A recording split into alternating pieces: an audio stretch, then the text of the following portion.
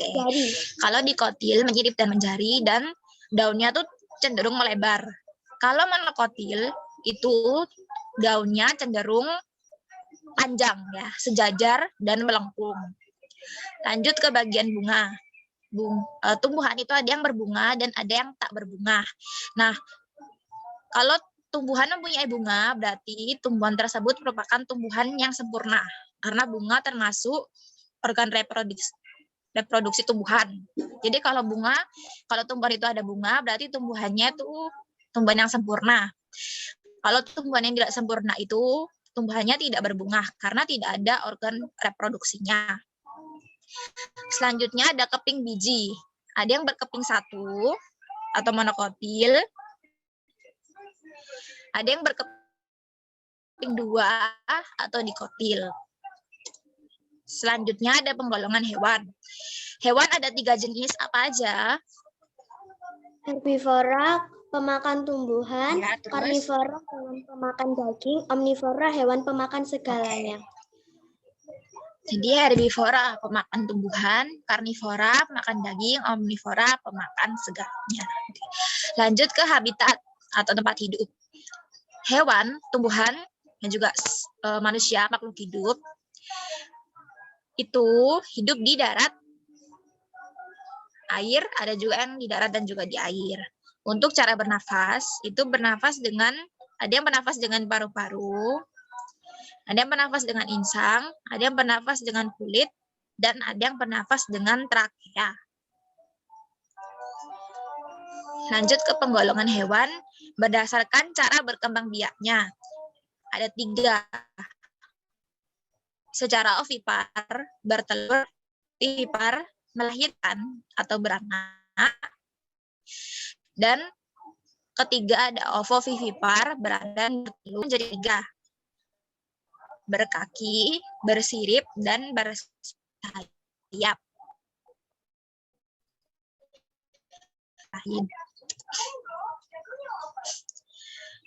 Faktor pengaruh pertumbuhan manusia. Pertama, kesehatan. Kesehatan memiliki pengaruh terhadap pertumbuhan manusia. Jika sakit, kita akan malas makan, bergerak, sehingga dapat menghambat asupan dan pertumbuhan. Selanjutnya, makanan bergizi. Manusia membutuhkan makanan bergizi untuk memenuhi kebutuhan nutrisi dalam tubuh.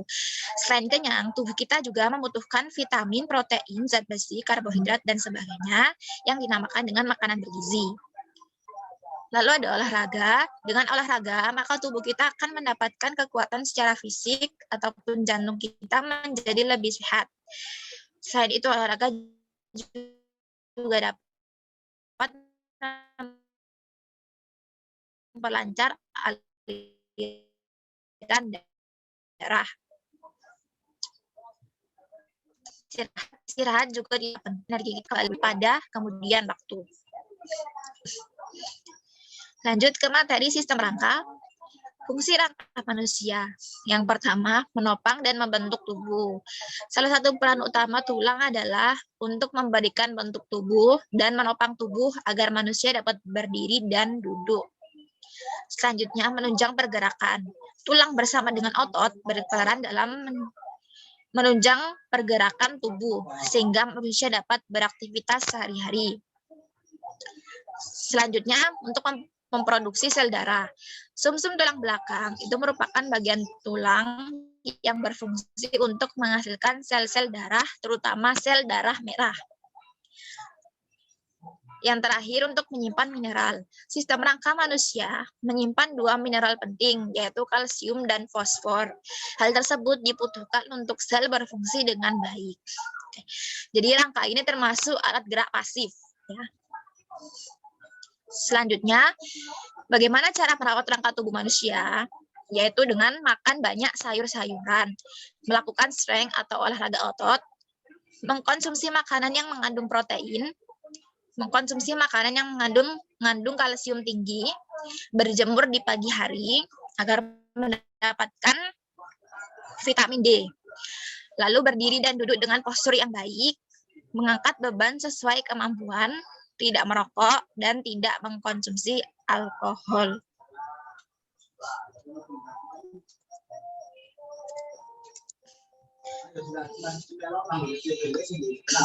Selanjutnya, hubungan panca indera dan fungsinya.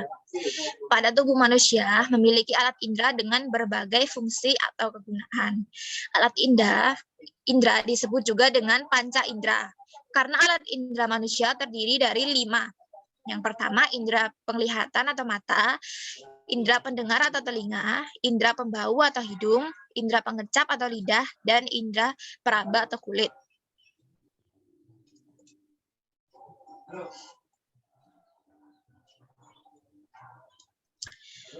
Pertama, kita bahas indera penglihatan. Indera penglihatan pada manusia adalah mata. Indera penglihatan disebut dengan fotoreseptor karena mata sangat peka terhadap rangsangan cahaya. Bagian-bagian mata dan fungsinya antara lain kornea untuk meneruskan cahaya. Iris mengatur jumlah cahaya yang masuk. Lensa memfokuskan objek atau penglihatan. Retina menangkap cahaya yang masuk. Saraf mata meneruskan cahaya ke otak. Otot mata untuk menggerakkan bola mata.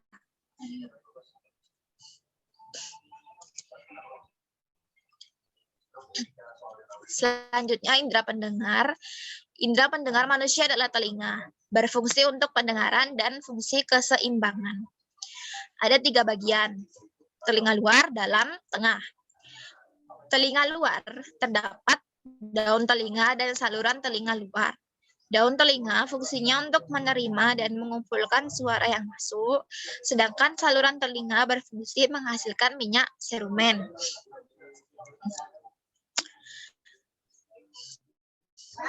Lalu ada telinga bagian tengah, terdapat tulang pendengaran dan saluran Eustachius. Selanjutnya ada telinga bagian dalam. Bagian ini terdiri dari vestibula, koklea, dan 3 saluran setengah lingkaran.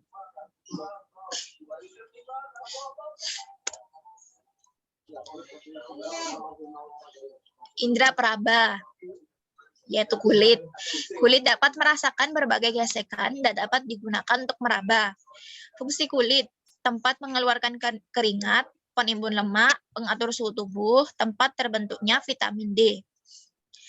Strukturnya ada 3, yang bagian luar itu ada epidermis, dermis, dan hipodermis.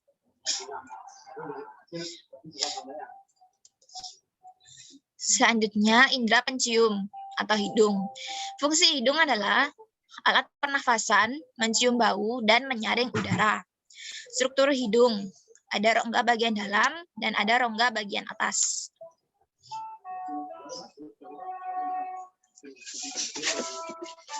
Selanjutnya, indera pengecap, yaitu lidah. Fungsinya ada 3 perasa, membolak-balikan makanan, melindungi mulut dari kuman.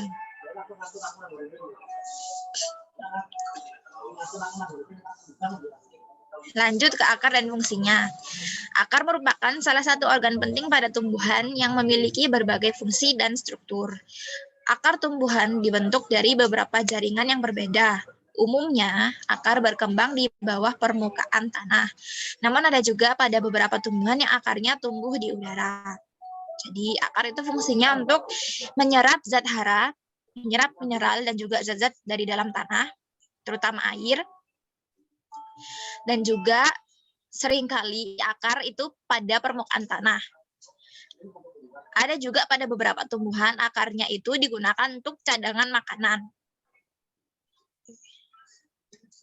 Lanjut ke fungsi akar, menyokong dan mengikat tubuh tumbuhan pada tanah sebagai tempat untuk menyimpan cadangan makanan, menyerap air dan garam-garam mineral yang terlarut oleh rambut akar sebagai alat perkembangbiakan vegetatif pada tumbuhan.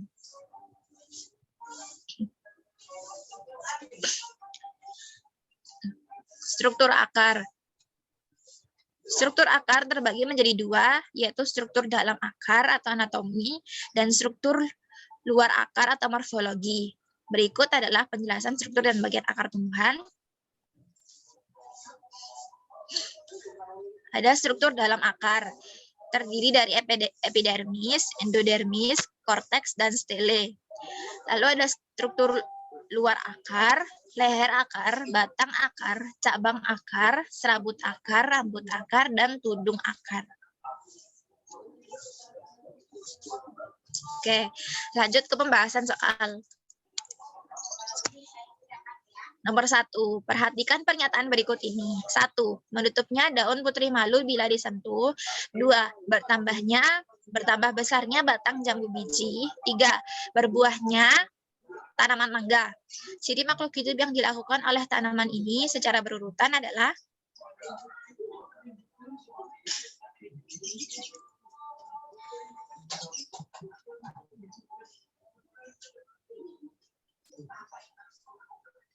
apa jawabannya?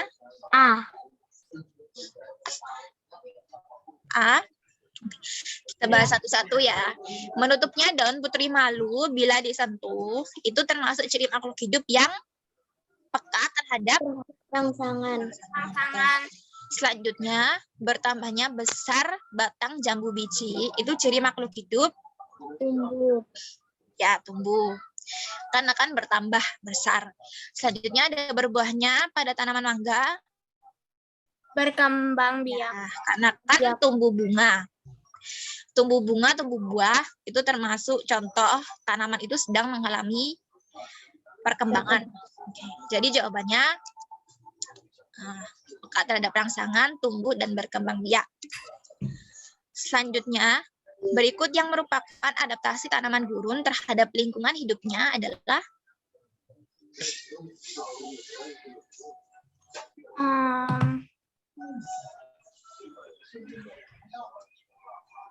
A. Tanaman di gurun biasanya daunnya gimana? C. Oke. Ya, Daun berupa duri. jadi contoh tanaman di gurun contohnya apa? Kaktus. Ya, kaktus. Jadi kalau kalian perhatikan, kaktus kan hidup di daerah yang gurun ya, gurun pasir, daerah yang kering dan tandus. Nah, biasanya daunnya itu berupa duri. Dan juga daunnya digunakan untuk menyimpan cadangan apa? Air. Nah, untuk menyimpan cadangan air. Jadi biasanya daunnya itu tebal untuk menyimpan cadangan air dan mengurangi penguapan. Lanjut, burung termasuk dalam kelompok hewan berdarah panas, yang artinya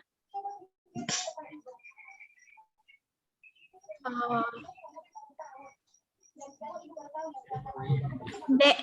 Memiliki kemampuan adaptasi dengan lingkungan.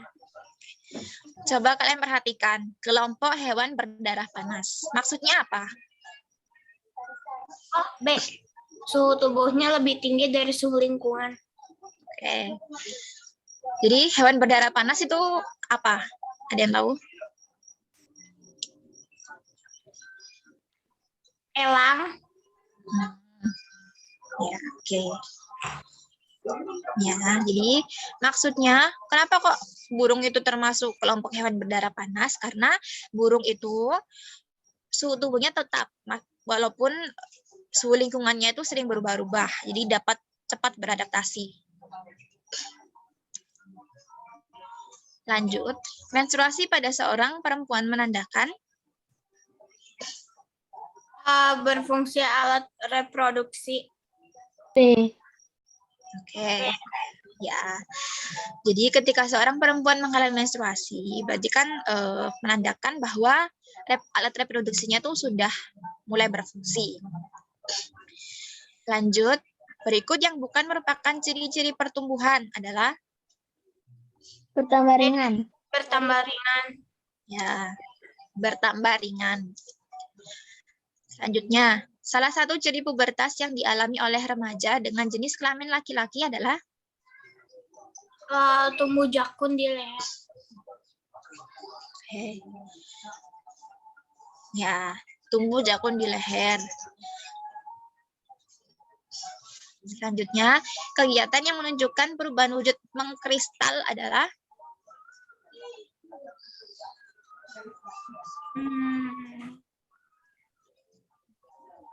D. Pembentukan es kering dari gas karbon. apa jawabannya? D. Ya, jawabannya D. Pembuatan es kering dari gas karbon dioksida. Oke. Perubahan wujud mengkristal itu perubahan wujud dari apa ke apa? Dari udara.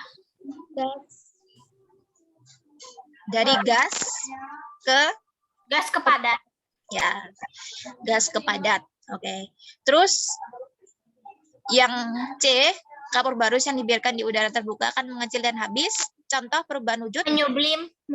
Ya, menyublim perubahan wujud dari Perubahan Padat ke wujud gas. dari padat ke gas. oke, padat ke gas, menyublim, gas ke padat, mengkristal. Pada gambar yang ditunjukkan oleh nomor 5 adalah nomor 5 Membeku. Beku. dari cair ke padat disebut membeku. Nomor 1 apa? Kalau nomor 1 menguap. Ya, cair ke gas menguap. Nomor 2 kebalikannya, gas ke cair disebut Mengembun. Mengembun. ya mengembun. Terus nomor 3 gas ke padat disebut Mengkristal. Menyublim. Mengkristal. ya mengkristal. Terus padat ke gas disebut Menyublim. Menyublim. nomor 5 tadi kan membeku. Terus nomor 6. Mencair. Cair. Nah, Cair. oke. Nah, perubahan wujud itu juga ada yang menerima kalor, ada yang melepas kalor. Bisa dilihat di gambar ya, gas ke padat mengkristal itu dia melepas energi panas, melepas kalor. Terus padat ke gas menyublim itu membutuhkan kalor agar bisa berubah menjadi gas. Selanjutnya ada membeku itu melepaskan kalor agar bisa mencair. Sedangkan untuk mencari menerima kalor, menguap menerima kalor dan mengembun melepaskan kalor. Lanjut, gelas yang berisi air dingin lama-lama dinding luar gelas akan terlihat butir-butir air. Hal itu disebabkan karena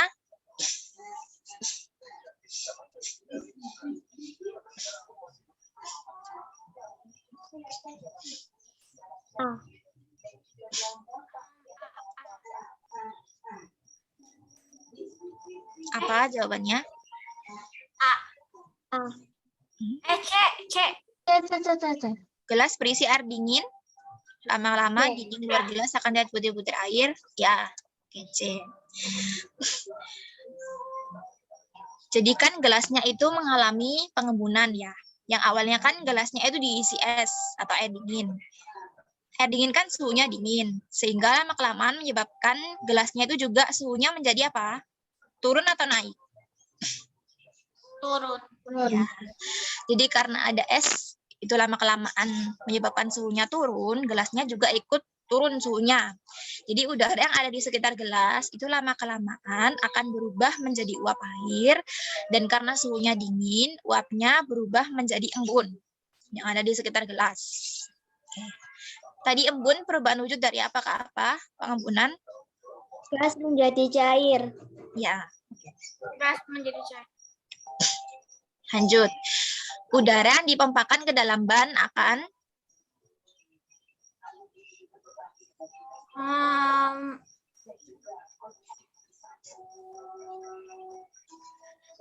mengubah wujud ban. Mengubah wujud ban. udara yang berupa gas. Gas ketika diberikan pada suatu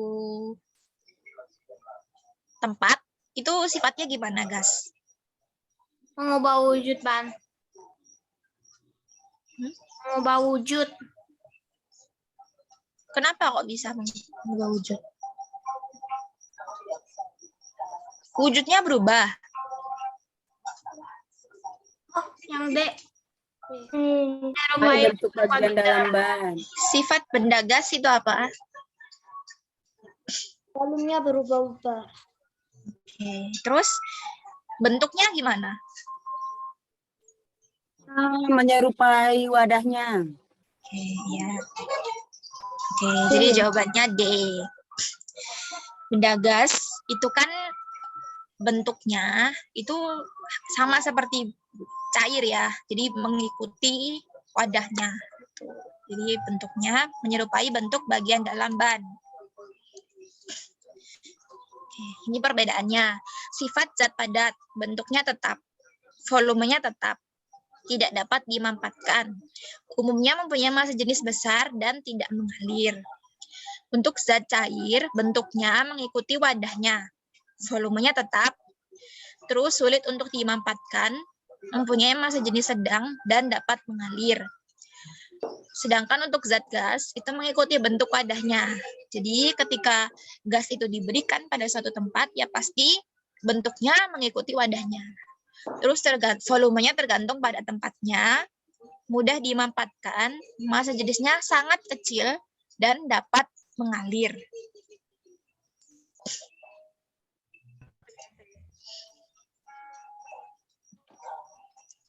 Oke, lanjut. Menurut bahan penyusunnya, tulang digolongkan menjadi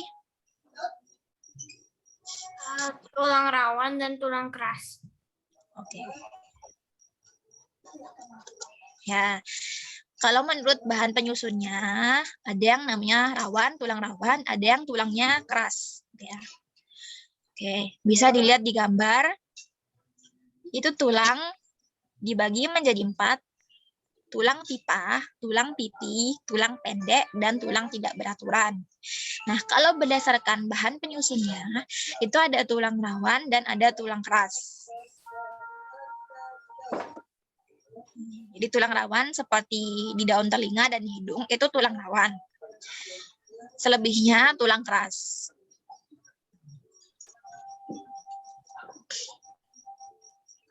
Lanjut, yang bukan merupakan fungsi dari rangka adalah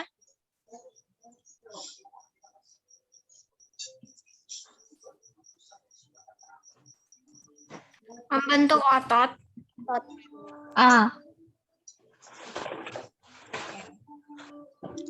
Membentuk otot. Ya, membentuk otot. Fungsi rangka ada yang tahu apa aja? Tempat melekatnya otot. Ya, Menegakkan Bagian tubuh yang penting. tubuh yang penting. ya, memberi bentuk tubuh, tempat melekatnya otot, menegakkan berdirinya tubuh, melindungi bagian tubuh yang penting, dan juga rangka biasanya disebut alat gerak Pasif. aktif atau pasif. Aktif. Aktif. Ya. Aktif. Kalau rangka itu alat gerak pasif, sedangkan otot itu alat gerak aktif. Bagian rangka manakah yang melindungi paru-paru, jantung, dan alat pencernaan? Tulang dada. Tulang apa yang melindungi paru-paru, jantung, dan alat pencernaan? Tulang rusuk. Tulang rusuk. Ya, tulang rusuk itu melindungi bagian-bagian penting dalam tubuh. Ya, contohnya paru-paru, jantung, dan alat pencernaan. Lanjut, upaya yang tidak menunjukkan sikap menjaga kesehatan sistem gerak adalah Makanan yang berkarbohidrat tinggi. ya. Nah, untuk menjaga sistem gerak, kita harus mengkonsumsi makanan yang seperti apa? Makan makanan yang bergizi. Ya, terus utamanya mengandung apa? Vitamin. Karbohidrat. Ya, vitamin, protein, dan juga yang paling penting untuk menjaga kesehatan tulang, kita harus mengkonsumsi makanan atau minuman yang mengandung Kalsium. ya, kalsium itu penting untuk pembentukan atau penguatan tulang, dan vitamin D itu juga sangat penting untuk tulang ya. Selanjutnya, langkah-langkah untuk menjaga kesehatan tulang dan otot adalah Duduk dengan posisi tegak. ya, kita harus duduk dengan posisi yang tegak agar tulang dan otot itu tetap terjaga. Selanjutnya, berikut ini yang bukan cara pencegahan terjadinya kelainan pada organ gerak, yaitu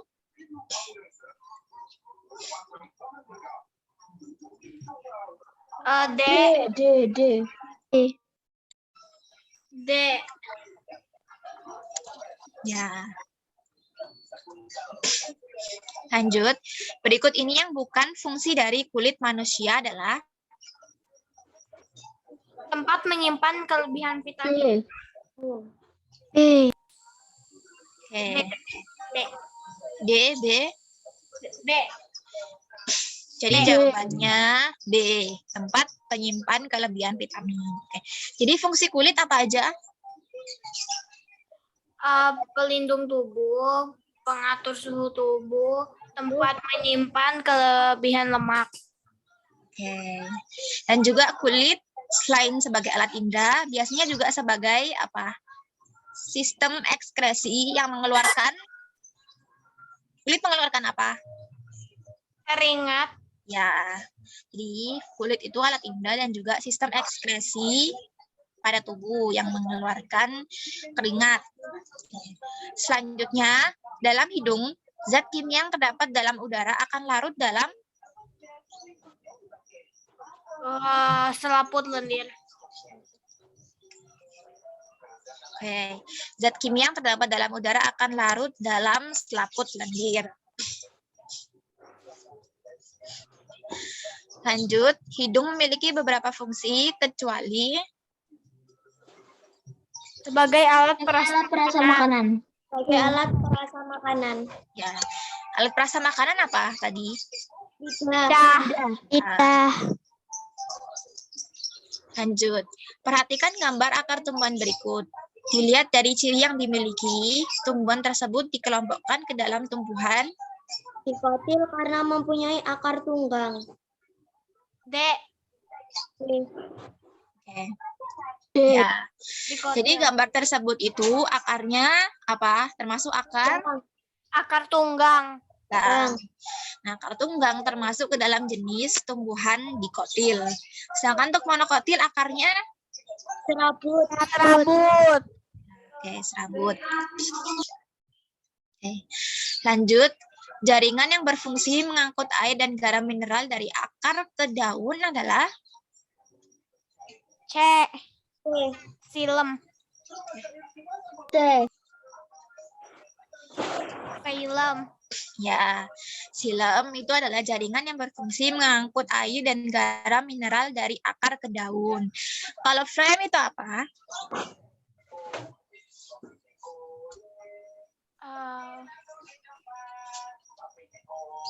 Biasanya kan silem, phloem. Nah, phloem itu apa?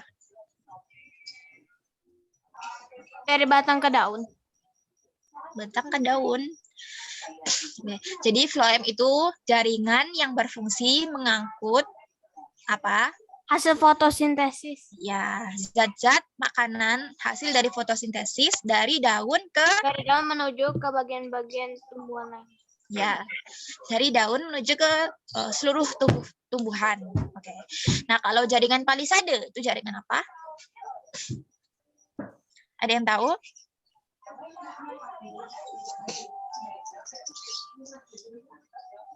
Oke, jadi jaringan palisade itu disebut juga dengan jaringan lilin, yaitu termasuk jaringan yang dimana berlangsungnya apa? Fotosintesis. Oke, di jaringan palisade ini ada yang namanya kloroplas. Nah, kloroplas ini adalah tempat terjadinya proses fotosintesis.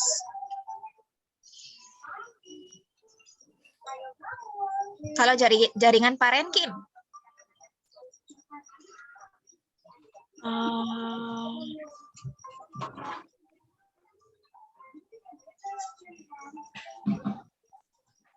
ada yang tahu?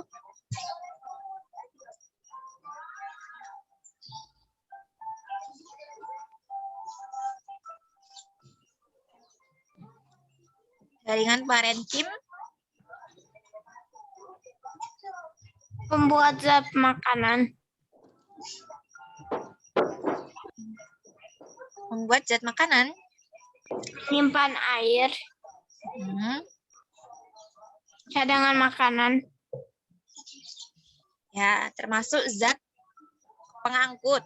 Ya, zat jaringan parenkim ini termasuk jaringan pengangkut. Ini bisa dilihat dari gambar xilem dan floem. Nah, gambar ini termasuk gambar potongan batang ya. Jadi kalau batang dipotong terus diamati dengan mikroskop, itu akan jadinya seperti ini. Itu ada yang namanya jaringan pengangkut, floem dan juga xilem. Xilem itu yang ada di bawahnya, sedangkan floem yang ada di bagian luar. Xilem lebih dalam bagiannya. Terus ada yang namanya bagian epidermis, jaringan bagian luar, korteks. Terus ada kambium vaskuler, kambium fasikuler, kambium intervasikuler, jaringan pengangkut, floem dan juga xilem.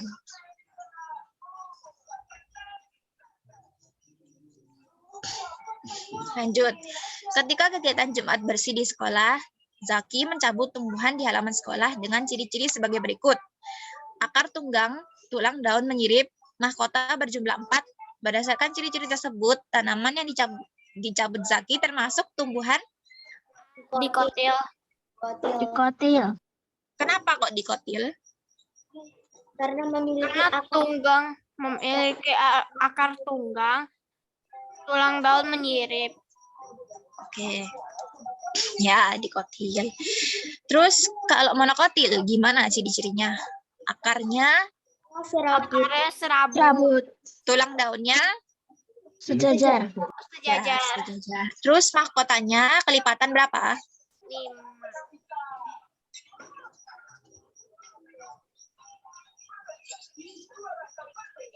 Kelipatan 5. monokotil biasanya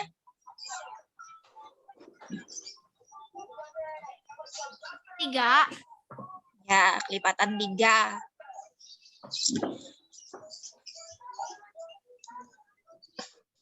Lanjut, berdasarkan gambar di samping, akar ketela pohon berfungsi untuk Menyimpan cadangan makanan. Menyimpan cadangan makanan. ya, oke. Jadi akar kan biasanya fungsinya untuk menyerap mineral atau air dari akar, dari tanah. Nah, tapi ada juga beberapa tumbuhan yang akarnya berfungsi untuk menyimpan cadangan makanan. Contohnya apa? Ketela pohon. Terus apa lagi? Kentang. Ya,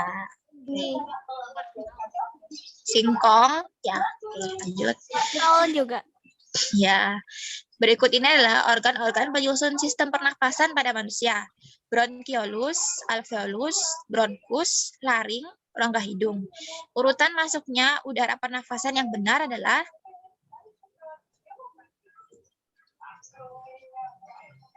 B. pertama apa dulu? Udara masuk, Rongga hidung.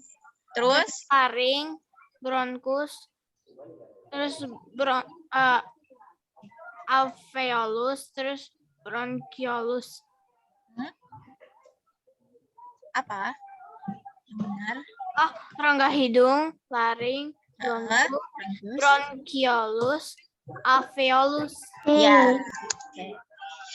Jadi udara masuk yang pertama melalui rongga hidung, yang kedua laring, yang ketiga bronkus. Lalu di dalam bronkus itu ada percabangan namanya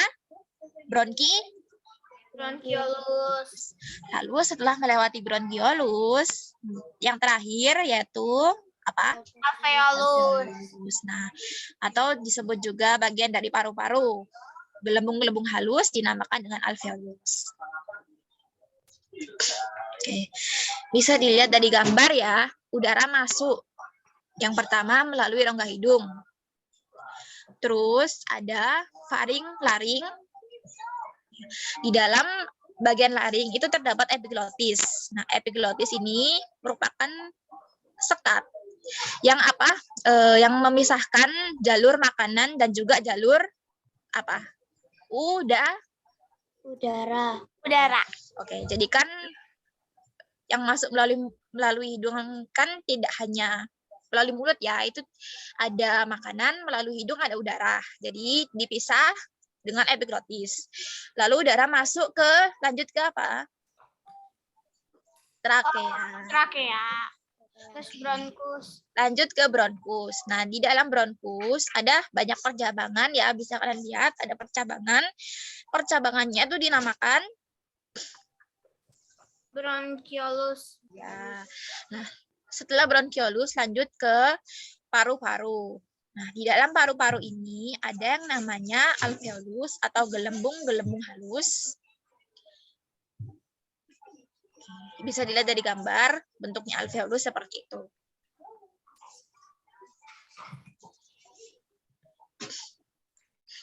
Lanjut, berikut ini adalah selaput lendir yang terdapat dalam hidung kecuali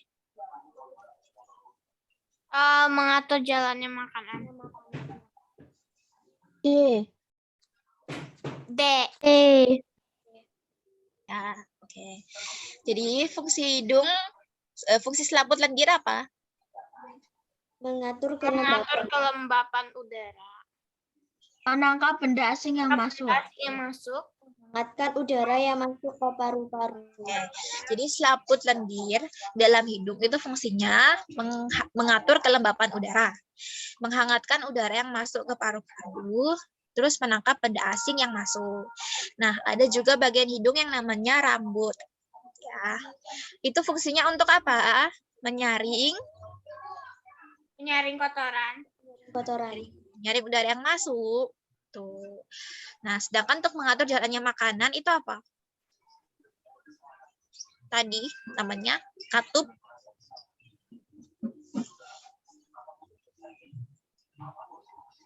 Apa tadi?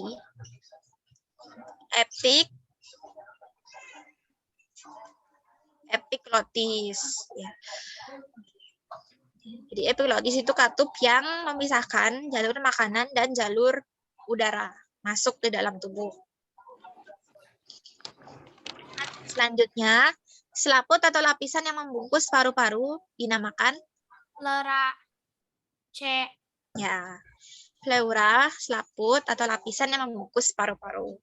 Selanjutnya, pada sistem pernafasan cacing tanah, oksigen masuk melalui Trakea. Trakea. cacing tanah bernafas dengan apa? Kulit. Kulit.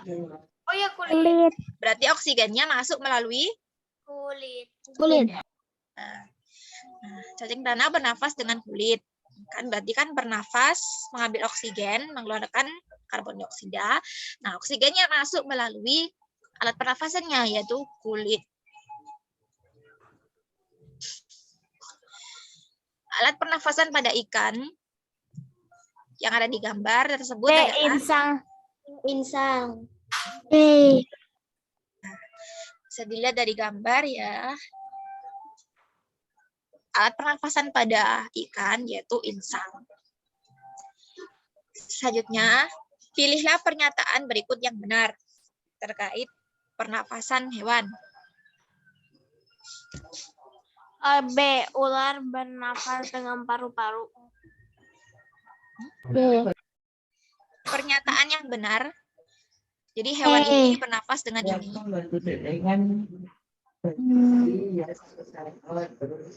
C. C. E. C. B. B. Ada yang B, ada yang C. C. Yang benar kan C. Oke, ya, C. Kata bernafas menggunakan apa? Kulit. Kulit. Sama dengan Kulit. apa tadi? Sama Sama dengan cacing. dengan cacing tanah. Terus burung bernafas dengan apa yang benar? Burung paru-paru. Paru. Ya, terus ular bernafas dengan Ular bernafas. Insang. Kulit. Kulit. ya, ular bernafas juga dengan kulit. Terus ikan bernafas dengan Insang. Insang. oke. Alat pencernaan yang ditunjukkan oleh warna hijau adalah Usus besar. Usus besar. Usus besar. Usus besar. Usus besar.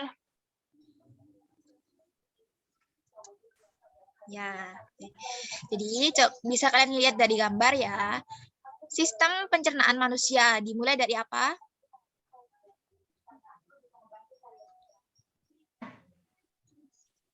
Dari gambar. Lambung. Yang pertama, makanan masuk ke Kerongkongan. Lambung. lambung. Makanan masuk ke Kerongkongan. apa dulu? Mulut. Ya, mulut. Tenggorokan. Setelah mulut masuk ke Tenggorokan. tenggorokan atau kerongkongan? Kerongkongan. Ya, kalau tenggorokan itu apa? Alat Alat Pernapasan. kalau alat pencernaan namanya kerongkongan. Lalu setelah ke kerongkongan masuk ke Lambung. terus sampingnya lambung itu apa? Yang Usus. sampingnya? Usus. Sampingnya yang warna merah. Lambung kan yang warna orange. Sebelahnya warna merah. Hati. Ya, hati. Terus kuning-kuning, yang kecil kuning apa? Pankreas. Ya, pankreas. Terus yang di hati tapi yang warna hijau apa?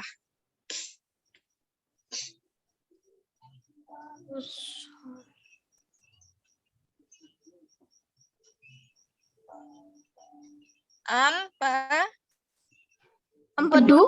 Ya. Jadi hati, lambung, yang hijau kecil empedu, yang kuning kecil pankreas. Terus yang hijau usus Besar. Oke. Usus Terus besar. yang orange di dalamnya usus. Halus. Ya. Halus. Oke, terus yang biru bawah. Anus. Ya. Jadi yang pertama mulut, ya. Terus setelah itu ke kerongkongan, terus ke lambung, usus halus, usus besar, anus. Terus organ pembantunya itu ada hati, pankreas, empedu.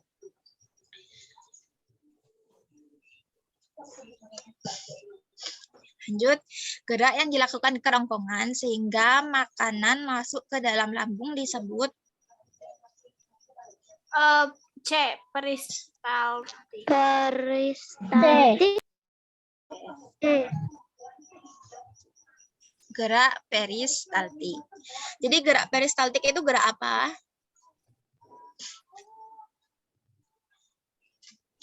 Gerak yang dilakukan kerongkongan Oke, sehingga makanan dapat masuk ke dalam lambung. Nah, ini di dalam kerongkongan terdapat gerak peristaltik, yaitu seperti meremas-remas, gunanya untuk mendorong makanan menuju ke lambung. Nah, bisa kalian lihat di gambar, dari mulut makanan masuk ya ke lambung dibantu dengan gerak peristaltik. Selanjutnya, organ pencernaan yang berfungsi menghasilkan zat untuk membunuh kuman yang masuk bersama makanan adalah Lambung. Lambung.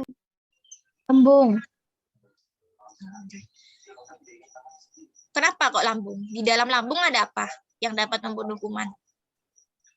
Asam. Asam.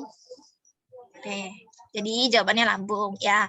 Jadi di dalam lambung itu ada asam yang namanya apa? HCl.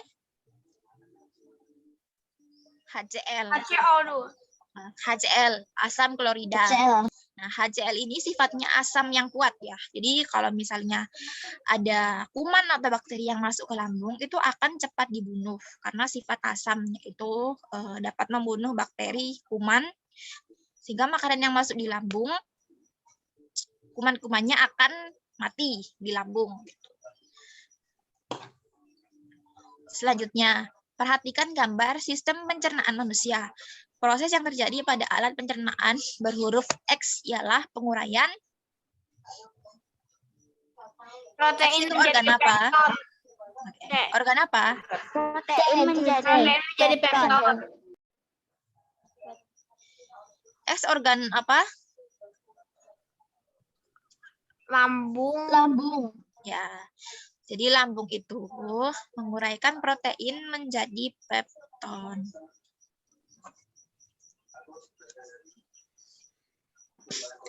Proses pemecahan karbohidrat dalam tubuh terjadi pada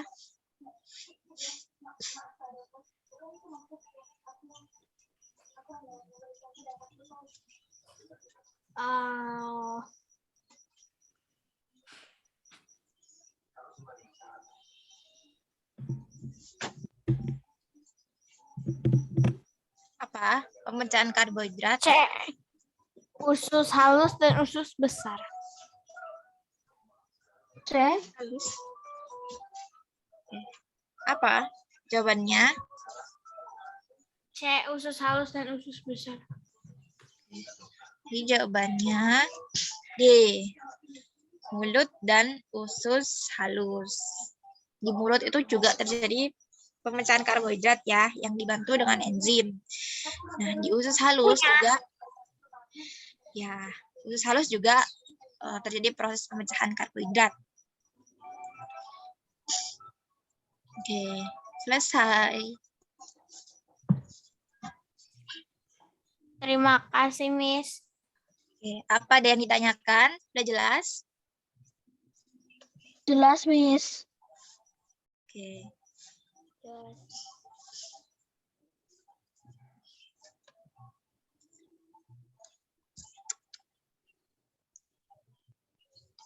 Kalau gitu kita akhiri pertemuannya ya. Sekian pertemuan hari ini. Terima kasih. Assalamualaikum warahmatullahi wabarakatuh. Selamat sore. Miss, sebentar, Miss. Miss, Ya. Apa? izin bertanya, Miss. Iya. Kalau yang katakan dia amfibi, pernafasannya kan berubah jadi paru-paru. Ya, yang awalnya pertama kan katakan bernafas dengan apa yang pertama? Kalau berudu Insang. ya. Berudu kan insang. Jadi kata itu pernafasannya berubah-ubah. Yang pertama berudu, insang, terus berubah menjadi apa dari berudu? Paru-paru. Dari berudu berubah menjadi kata Kata muda. muda. Kata muda itu bernafas dengan paru-paru ya. Kata muda itu dengan kulit, lalu kata dewasa itu dengan paru-paru. Ya koreksi ya tadi harusnya kata dewasa ya itu dengan paru-paru. Oh ya, oke, Miss. Terima kasih, Miss. Ya. Ada lagi yang ditanyakan? Miss, untuk jumlah soalnya nanti berapa ya? Kurang tahu ya, nanti tanyakan aja ke adminnya. Pokoknya jangan lupa latihan terus belajar tentang materi yang sudah diterangkan. Ya, Oke, sudah ya. Sekian pembelajaran hari ini. Terima kasih. Assalamualaikum warahmatullahi wabarakatuh. Waalaikumsalam warahmatullahi wabarakatuh.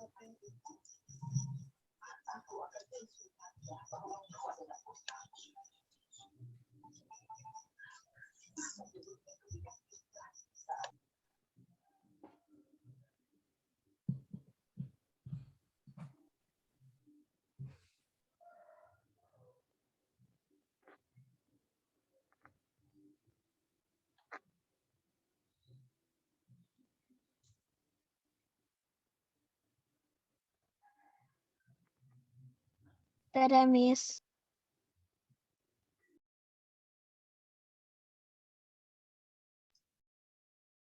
Iya, bisa keluar ya.